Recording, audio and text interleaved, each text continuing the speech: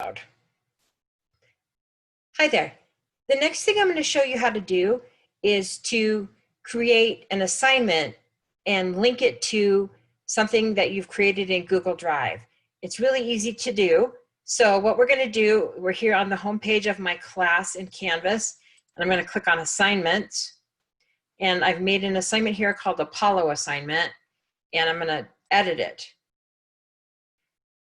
So where we need to go, we're going down, and we're going to Submission Type.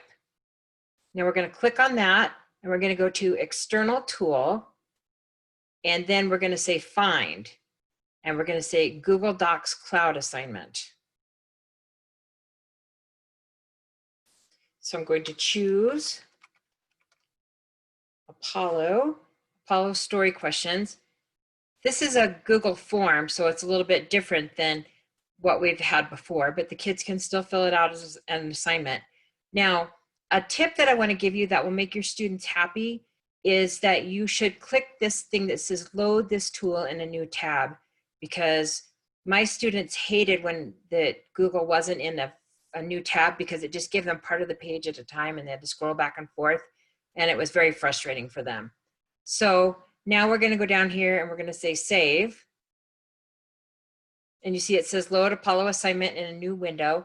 I'm going to try this. I don't know if it will let me do it. Sometimes when you do things from Google, you can't see it when you're trying to see it as a student if you're a teacher because of the login.